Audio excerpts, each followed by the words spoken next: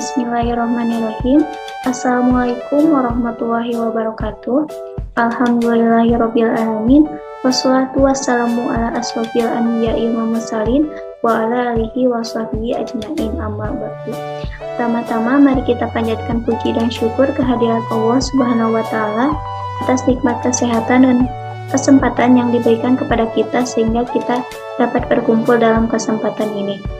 Tidak lupa kita haturkan sholawat kepada Nabi kita, Nabi Muhammad SAW. Sebelumnya, saya juga ingin mengucapkan terima kasih kepada Ibu Dr. Ida Farida CH.MPD selaku dosen pengampu mata kuliah Filsafat dan Sejarah Kimia karena telah memberikan kesempatan untuk mempresentasikan hasil kajian buku The History of Chemistry. Perkenalkan, saya Riri Nurhayunisa, NIM 12020800045, kelas 3B. Pada kesempatan kali ini saya akan mempresentasikan materi mengenai kimia analisis.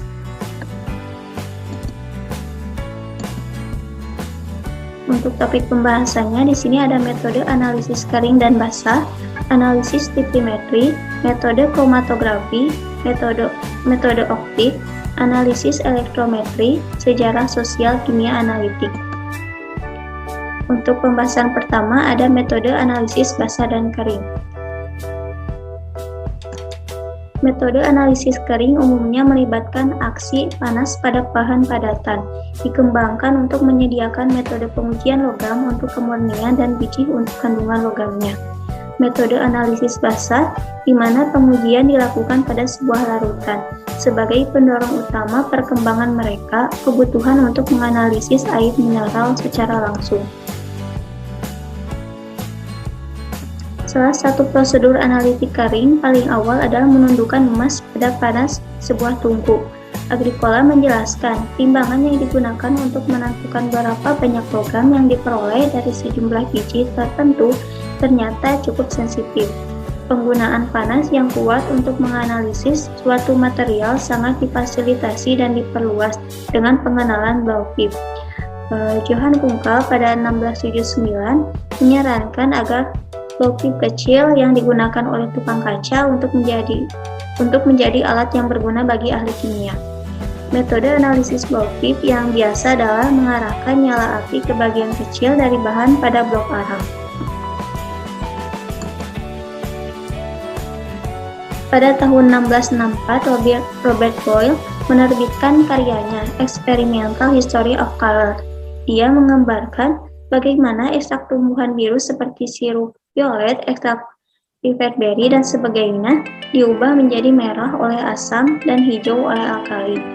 Boyle juga membahas proses presipitasi. Beberapa dari sebagian besar kontribusi penting dibuat oleh Torbjörn Bergman dari Swedia. Akibatnya metode basah analisis kualitatif pada akhirnya lebih unggul dari analisis Blauvin. Christian Heinrich Wolff menyatakan bagaimana itu harus disiapkan dan memberikan aplikasi analitisnya. Di antara yang lebih baru, regen yang dia gambarkan adalah hidrogen sulfida. Heinrich Ross, dia menerbitkan bukunya pada tahun 1829 berisi skema sistematis kualitatif analitis. Akhir abad ke-19, kisaran regen analitis adalah diperpanjang oleh zat organik sintetis. Yang paling terkenal adalah dimetil-trioksin. Analisis unsur kuantitatif senyawa organik disempurnakan oleh Liebig untuk karbon dan hidrogen pada tahun 1831 dan oleh Dumas untuk nitrogen pada tahun 1834. Selanjutnya ada analisis titrimetri. Metode analisis titrimetri adalah metode di mana jumlah regen yang diperlukan untuk penyelesaian reaksi diukur. Yang paling awal seperti analisis tidak melibatkan pengukuran volume. Prosedur titrimetri pertama diterbitkan oleh Claude Joseph Geoffroy. Dia merancang prosedur untuk mengukur kandungan asam cuka. Penggunaan indikator dalam titrasi asam basa disebut dalam monografi diterbitkan pada tahun 1767 oleh William Lewis. Aparatus volumetrik pertama dirancang oleh François Antoine Henri Descroix-Gilles. Dia telah mendirikan pabrik pemutihan mengikuti penemuan Berthollet tentang kemampuan klorin untuk memutihkan tekstil. Ilmuwan yang bertanggung jawab atas pengenalan vitrimetri adalah Gay-Lussac. Dia mengembangkan lebih lanjut peralatan yang digunakan dalam analisis volumetrik. Dia memperkenalkan filtrasi presipitasi untuk estimasi perak. Selanjutnya ada metode iodometri diperkenalkan oleh Bunsen. Kemudian Karl Leonhard Heinrich menerbitkan buku tentang analisis vitrimetri. Perkembangan penting lainnya adalah pengenalan kalium permanganat sebagai regen volumetrik oleh Frederick Marguerite pada tahun 1846. Ruang lingkup analisis volumetrik diperluas dengan menggunakan indikator sintetik. Yang pertama adalah fenolphthalein dan diikuti oleh metil jingga. Sejak 1940-an, metode volumetrik telah diperkenalkan sebagian besar sebagai hasil karya Schwarzenbach. Dia menunjukkan bahwa asam etilendiamin tetraasetat adalah regen yang sangat baik untuk estimasi banyak logam, dan dia juga memperkenalkan indikator yang cocok untuk titrasi ini.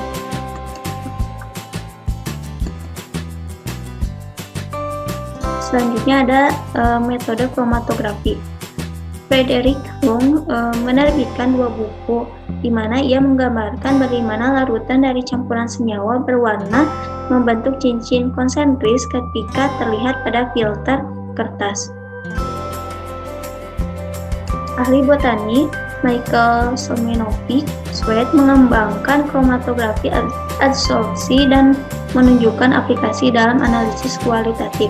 Karyanya berasal dari pengamatannya pada pigmen tumbuhan tertentu. Selanjutnya, kromatografi partisi berasal dari karya Arthur John Porter Martin. Dia merancang teknik yang dikenal sebagai arus balik distribusi.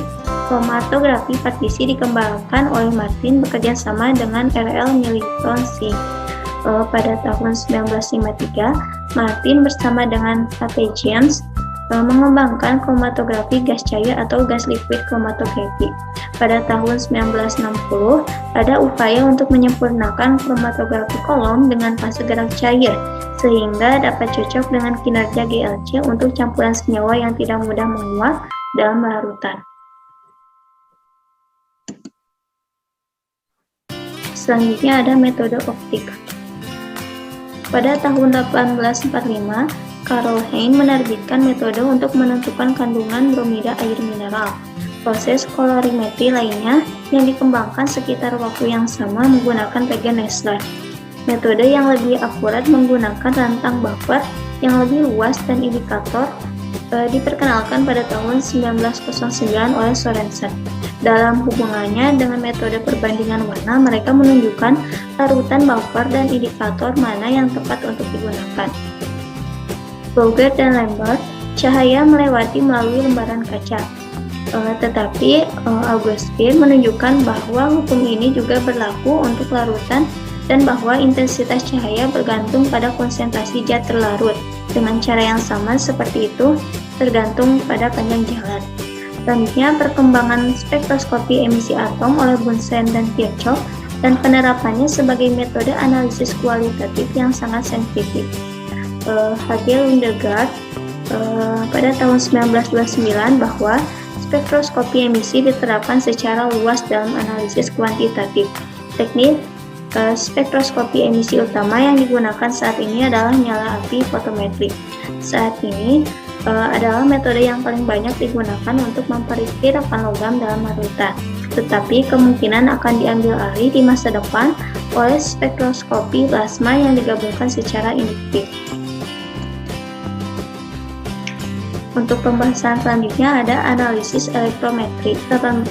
Setelah karya Nernst pada potensial elektroda pada tahun 1889, menjadi jelas bahwa pengukuran EMF dapat digunakan dalam pekerjaan analitis.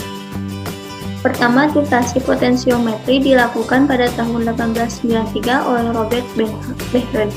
Dia menitrasi larutan merkuri nitrat dengan kalium klorida sehingga mengendapkan merkuri 1 klorida. Filtrasi potensiometri tetap menjadi sesuatu yang menarik sampai tahun 1920-an karena lebih banyak digunakan. Prinsipnya yaitu beda potensial diukur antara indikator dan elektroda. Selanjutnya, elektroda kaca diperkenalkan oleh Duncan Arthur dan Markov. Elektroda kaca terdiri dari elektroda internal pencelupan ke dalam elektrolit yang dipisahkan dari larutan yang diuji dengan cara membran tipis kaca konduktor. Teknik elektrometri yang dianggap cukup penting di tengah dekade abad ke-20 adalah polarografi, yang pertama kali dijelaskan oleh Jaroslav Hairovsky.